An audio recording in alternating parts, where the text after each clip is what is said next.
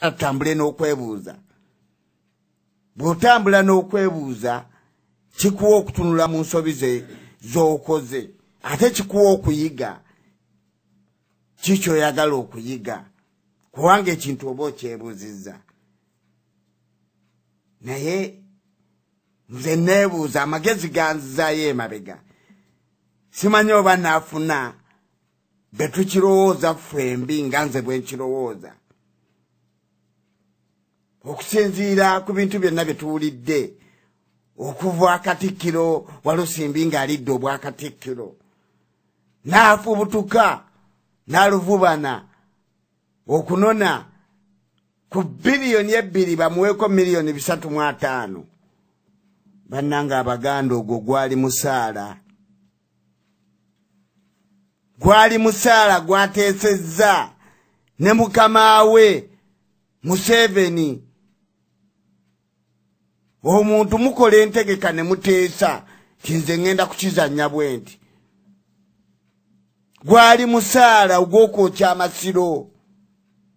N'agamba njagenda okuva ku Katikkiro ng'amasiro mmaze okugokya nga sigazizaawo tolina kyogenda kummanja. N'amugamba kikole.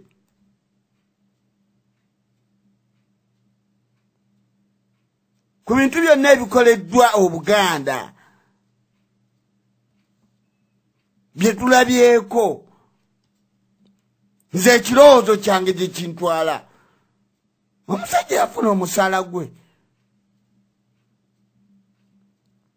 Omulangira Kyabaggu atugambye kitwetonde ab'amafumbe. Nze mulangira Kyabaggu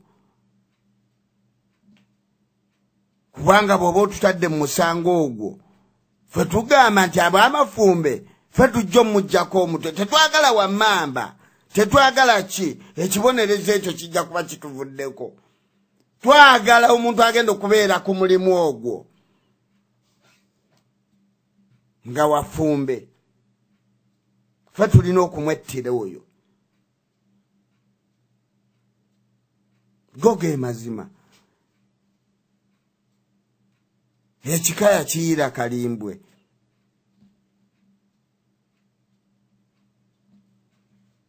Bebe n'ebigambo bye tulina okwebuuza. Bwe bulumya Abaganda bwe tutambulirako twetegese tutya.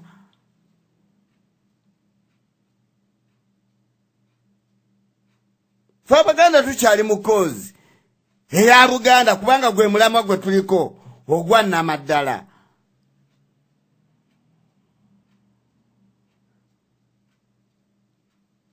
Kubanga abalwanira ebirala bo balwanira ebirala. Kankuwa ekyokulabirako.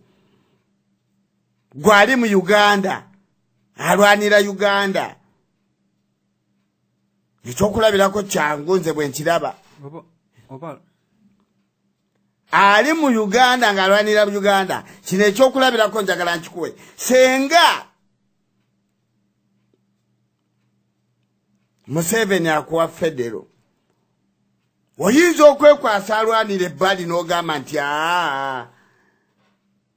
kitwagala ggwe omuntu oveeko kati si Museveni Mawu owadde ipyalidde obuyinza. Nagambye nti federo njitaddewo naye Obwakabaka mbugyewo. Kubanga federo is a system gye nga bwe tumanyi n'Abamerika babafugira ku federo. Na wano weeri na wano no weeri nga naye waliwo Obwakabaka naye ya Amerika tugitonolire. Kati gwe wa Uganda kiba kikyakulwanya naye ffe Abaganda tulwanirira ensi yaffe n'obuyinza bwaffe ne resources zaffe. Bannanga abantu omulala ayinza okkigaziya mu Buganda ndaba ayagala kkigaziyamu kigaziye musebo. Soka osimbewo effumu kuba oli mulwanyi. So buuza nti omuwuutanya singa awuuta obuugi obwokya naye ng'abuwuutidde ku buko akola atya? Omuwuutanya abuwanda mu kkooti era omuwuutanya ajja kubaako era bw'ajja okulimba era afune ssente era azibbe ku bantu kyenkubuulira muganda wange. Naye nga ekintu kye twogerako twakirabira ku musajja gwe bayita Koni. Koni mu busiru bwe obungi yavaayo n'agamba nti nze nnwanirira Ten Commandments.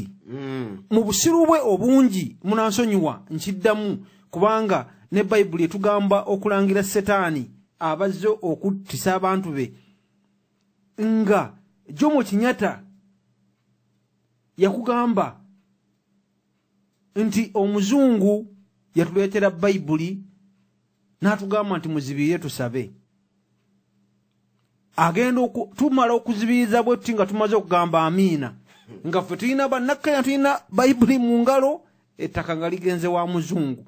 Kati nga omusiru Koni ovaayo olwaleero oba enkya nti nno nnwanirira Ten Commandments, Lord Resistance Army.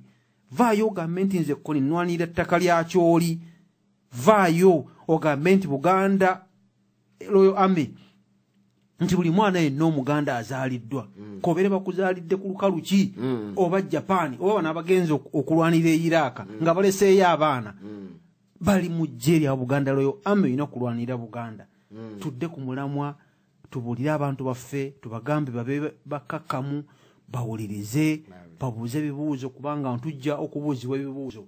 Mutabaazi ekibuuzo bwe kikulema omuntu omulala ayinza okukiddiramu tuzeemu ekibuuzo eky'obakatikkiro bamulonda batya.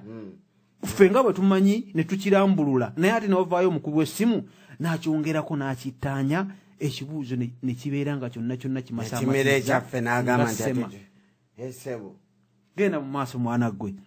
Sebo ebintu bingi bye tulina okuyiga mu nsi muno era nga tunaatera okukomekkereza ate bye tujja okwogeranga buli lukedde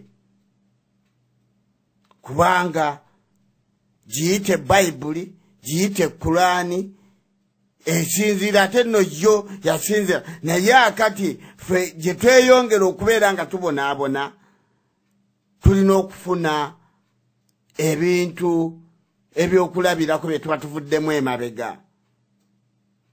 Ensi zonna tukyogera ensi zonna zirayira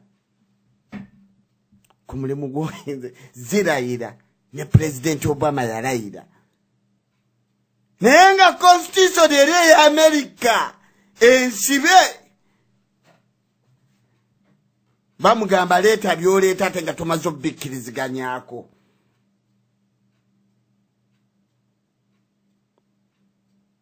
Wano ne bagamba nti ffe tetwagala constitution gwe tutunulira gwe kyokola Prime Minister Raila kubanga tukyusa essaawa yonna ne tugamba nti bamayigula nti si bonna mu Bungereza tubagobye.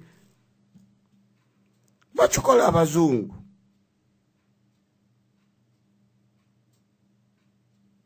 bakikola bo balaba ne bagamba nti ekyo tetujja kiteeka mu constitution tusobola okusalako obusente nti kati enkola mbi tugijjeewo kyekiri ewaffe e Buganda. Tulina okwagaza abaana ensi yabo balina okuyiga ogirayirira si kulayirira Uganda. Biri bikyamu tuli mu nkola engwira gannansonolola nga olulimi lwa Uganda olukulu olulimi lwa Uganda olukulu Lungereza na Luswahili. Lwaki kyebuuze nenga gwogamba ate Buganda ate kyo tenga tetusobola na kufuna mirimu mu nsi yaffe ku mataka agali mu maofiisi agatudde ku ttaka lya Buganda nga ne Buganda tesasulwa mu sente zaayo ezakkiriza Uganda emyaka 25 batulyazamanyiza emyaka bufukunya. Kwate fumuli omutabaazi kubanga ekibuuzo tokizeemu. Olulimi lwa Uganda olukulu oba enkulu Luswahili na Luzungu. Lwaki nga togambe tubibuuza ati ne tubyeddamu? Kubanga nyini Uganda Muswahili era muzungu. Abalina ko yateekawo naga nti olulimi lulina okwogera eggwanga lyange. Kakati olulimi lwa Uganda lulina kuba luzungu. Ya luzungu. Sebo kyenkugamba. Abanoonyereza mu bitabo byonna mubinoonye ng'ojja otugambe ebigambo by'otugamba naffe tubikakase. Naye bassebo nga tugenda okuggalawo pulogulaamu yaffe ey'olwaleero nga tusaba tufungize omwaka guno tudde ku mazima aganaatuwa eddembe Abaganda. Kubanga waliwo n'abateesa n'aŋoola ekigambo Abaganda. Nze nkyewuunyisa kinneewuunyisa